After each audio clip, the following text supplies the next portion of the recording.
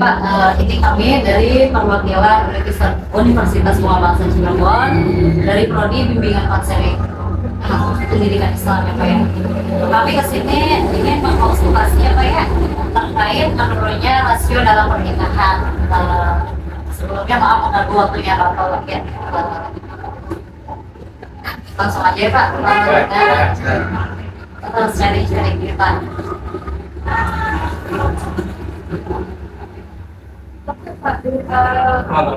Di sini yang terdapat penurunan rasio pernikahan ya Pak.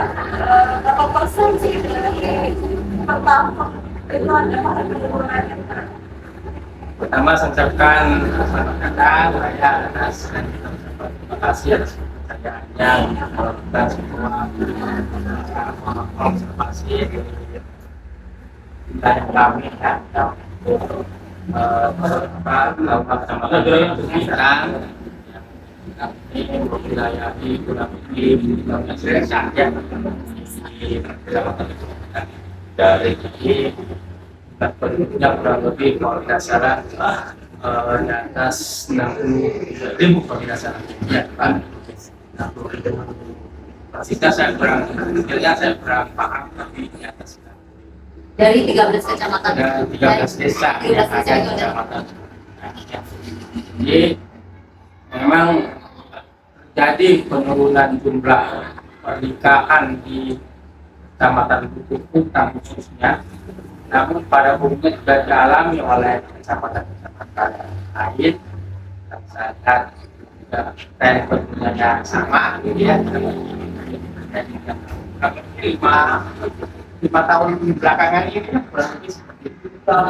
Jadi terus muncul ya. Karena jumlah penduduk kan pasti bertambah ya. Dan apa namanya sedikit gitu ini ya. Persentase kenaikan, tapi di mana mereka menurun. Itu seperti itu. Memang terjadi di saya lihat terjadi juga di kecamatan-kecamatan yang lain.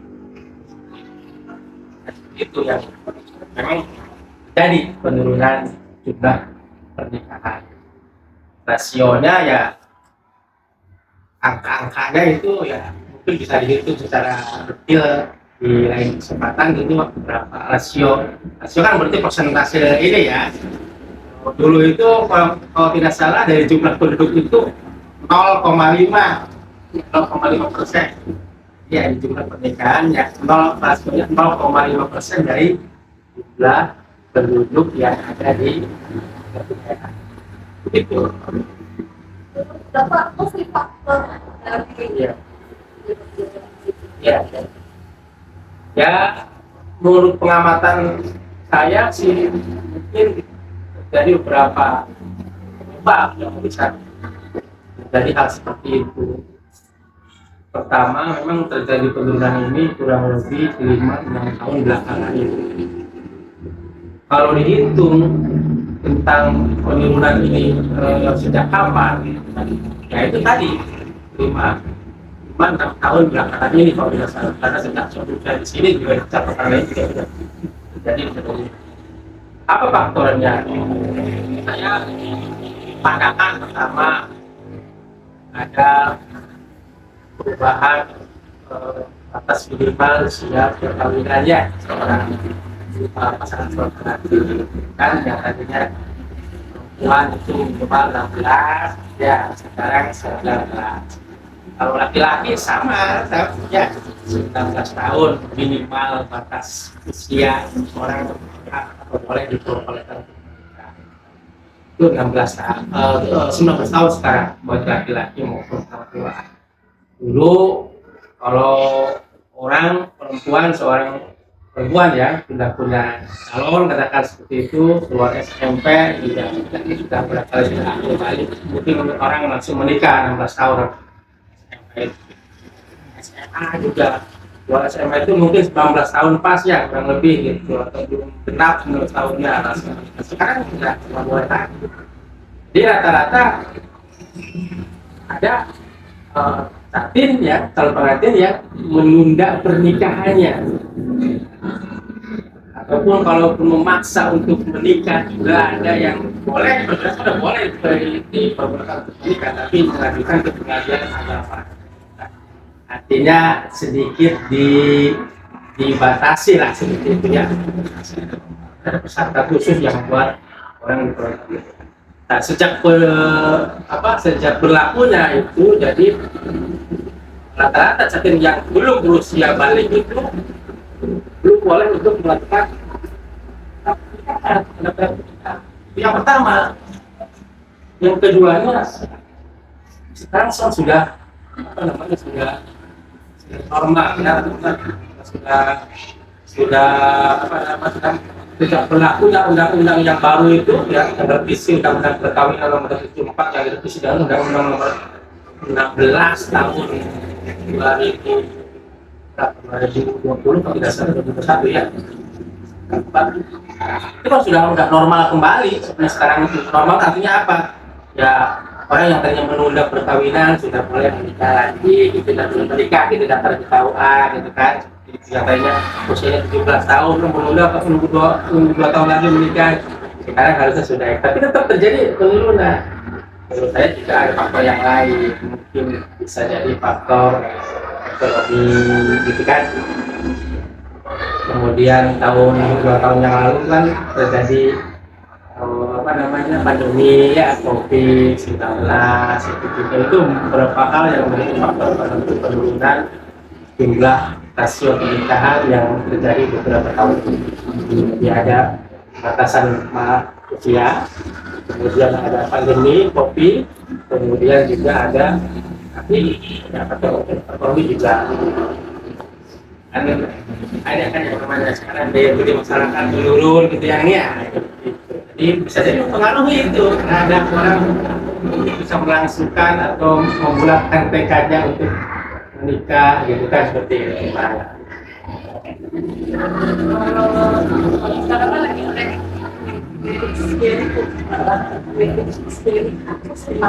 yang tadi dalam pernikahan kayak karena sering terdengar kabar-kabar gagal pernikahan, yang terasa dalam rumah tangga, jadi kan banyak kan orang tuh menunda dulu nih pernikahannya gitu, atau bahkan belum siap gitu, karena belum. Iya. nah itu terjadi dari Saya belum mendengar masalah itu ya, istilah itu juga belum. Tapi ya kalau kita baca di sosial gitu kan, ya ada di gitu kan, media yang kita baca itu, ya itu harus diingatkan ke masyarakat bahwa juga orang ada kekhawatiran, ada ketakutan orang para calon pengantin yang katakanlah memutuskan menikah ya, atau menunda pernikahan. Kalaupun ya sudah mampu, harus diingatkan tentang kewajiban atau sebuah syariat agama ini sangat penting bagi agama kita dalam agama kita dalam pernikahan. Dan ya saya belum mengamati masalah apakah faktor itu ada dan mempengaruhi jumlah rasio pernikahan yang terjadi pada saat ini. Gitu. tapi penurunan itu lebih kepada karena ini ekonomi, Iya. ada pembatasan usia gitu ya. Kalau kata kemarin ada pandemi COVID itu kan mempengaruhi ekonomi juga. Oh iya, Ya jelas. Sebaliknya itu ya. Itu kedua, pengaruhnya itu walaupun COVID-nya terjadi 2 tahun, tapi pengaruhnya bisa berefek terus Hingga saat ini ya Pak ya, ini. merasa. Itu yang saya amati. Itu tadi yang saya temukan tiga faktor penyebab itu dalam menurunnya jumlah pernikahan di setiap kecamatan di mana. Saya kira secara nasional saja.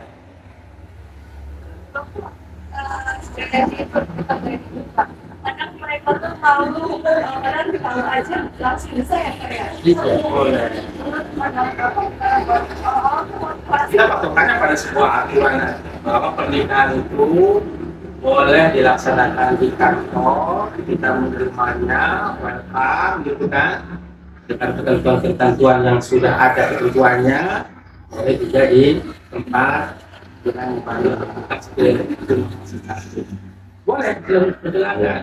Dan kami welcome saja dari kantor nikah KUA yang sederhana ini bisa dijadikan sebagai tempat untuk mengawali sebuah hidup baru yang akan dijalani selama kehidupan selama seumur hidup.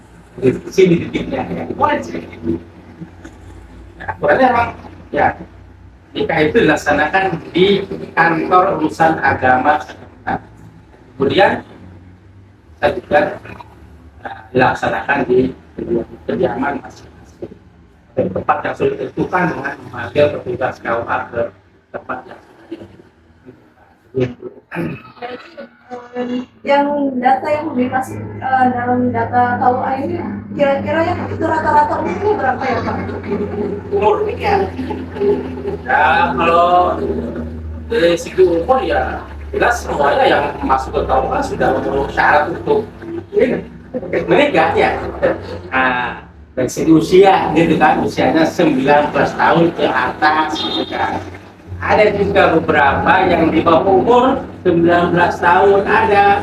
Kalau tidak salah tahun sekarang itu sampai bulan Oktober kalau tidak salah ada 11 yang di bawah umur. di bawah umur tapi sudah mengajukan dispensasi secara resmi kepada pengadilan agama kita legal gitu pada yang bersangkutan ya penetapan untuk mulai menikah yang di bawah 19 tahun pengadilan luar biasanya sampai saat ini ya itu 11 sampai saat ini.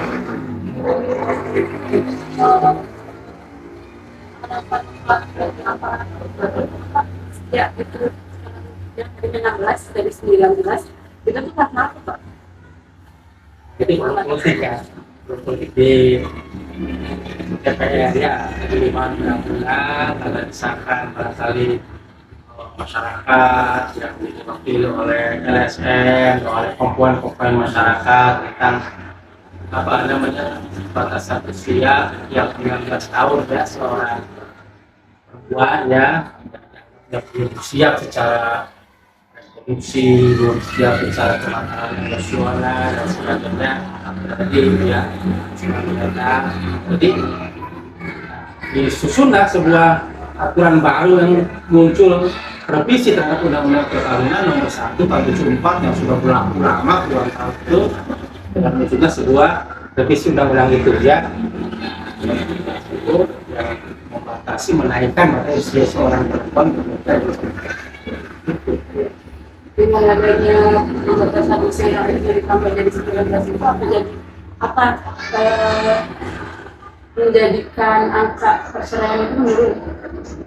Karena ada tadi di usia 19 sudah matang ya. kita berusaha aja ya berusaha ya kita apa namanya punya peran masing-masing ya kita ya pengantin dan datang ke KUA itu ya kemudian ada bimbingan perkawinan secara mandiri ya dikasih pencerahan dikasih penyuluhan pembekalan pembinaan gitu kan nah, itu sama itu tujuannya untuk salah satunya adalah mencegah kegagalan sebuah perkawinan yang mereka cita-citakan. Kalau angka secara ini saya belum tahu apakah terjadi penurunan atau belum ada tinjauan seperti itu yang pasti ada apakah ada efeknya pasti ada efeknya lah menurut saya sih. Karena saya pernah didatangi oleh seorang petugas desa itu Pak Lege ya guru itu katanya dia bilang sebelum ada bimbingan perkawinan banyak sekali ada saja kasus yang seorang menikah pada bulan A misalnya pada suatu bulan bisa menikah kemudian 2-3 bulan lagi atau 4 bulan paling lama datang lagi kalau banyak itu apa? Saya menikah, tapi datang lagi untuk minta perceraian. Tapi dulu ada sering Pak, itu kesaksian testimoni sendiri kalau untuk saya dengar sendiri. Tapi sejak ada yang bimbingan perkawinan Pak, tahun ini tahun kemarin nggak ada yang barusan menikah kemudian baru 1 bulan 3 bulan datang lagi minta datang. Itu apakah dari ini efeknya? Mudah-mudahan itu berarti hal positif ya, tujuan yang tercapai dari sebuah bimbingan perkawinan yang diadai. Berarti kurangnya edukasi ya, bimbingan Edukasi. Nah, kemudian penaikan apa namanya tadi, angka nilai bahkan usia seorang sati yang menaikkan juga sama-sama mematangkan emosional kan. Jadi kalau sudah dewasa seperti kan emosinya kan sudah stabil, udah matang gitu kan. kalau dari Bapak Ya. menambahkan Silakan ya. Ya, terima kasih sebelumnya kepada adik-adik mahasiswa kampus Universitas Bunga Bangsa Cirebon, mengingatkan kembali kepada alma mater ini karena saya bagian dari BBC. Salam kepada Pak Rektor, kepada Pak Dekan. Halo betul ya. Terima kasih kepada Kepala KUA Kantor Kecamatan Bintang, Pak Zulkifli, terkait apa yang sudah disampaikan oleh Bapak Kepala. Itu betul adanya bahwa satu yang terobosan yang dilakukan oleh Kementerian Agama dengan adanya bimbingan perkawinan itu sangat membantu khususnya bagi calon pengantin laki-laki maupun perempuan yang akan melangsungkan pernikahan pada calon pengantin tersebut.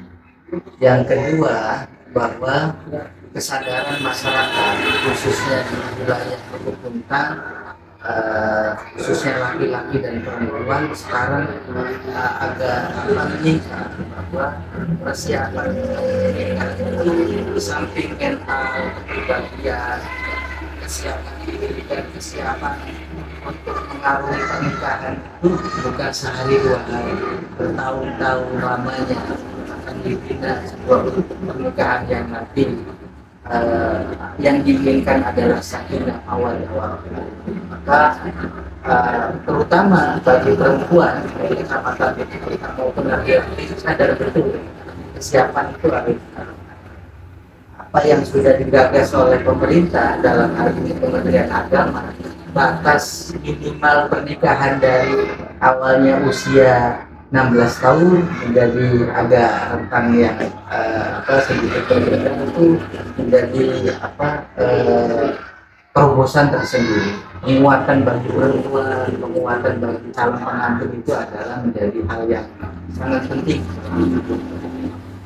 Yang disampaikan Pak Kepala itu betul adanya, dan ini adalah kita bersama-sama melakukan edukasi, pembinaan, pembimbingan kepada masyarakat untuk ya yang cita-citakan untuk pernikahan itu benar adanya, supaya pernikahan yang langgeng, yang abadi, tidak ada sesuatu hal di luar itu harapan dari kami.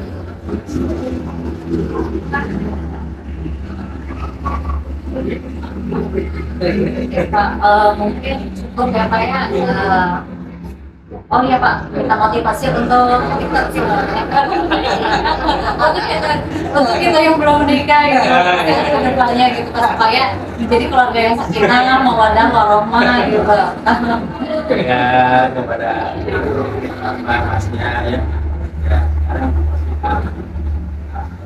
wajar ya, fokusnya jumlahnya ya, nanti yang kuat, yang khusus di koma ya, jangan lupa terhadap kewajiban sebagai seorang agama dan muslim ya, jalankan agama dengan istiqomah, dengan sebaik-baiknya, dan hidup di jalan takwa dan dalam bimbingan Allah Subhanahu wa Ta'ala. Berkah ada motivasi yang lain?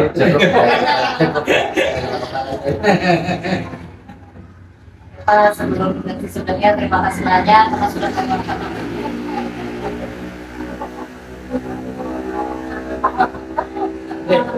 Ya. Foto bersama dulu buat kenangan. Terima kasih banyak sebelumnya Pak ya. Oke, kita cukupkan. Wassalamualaikum warahmatullahi wabarakatuh. Waalaikumsalam.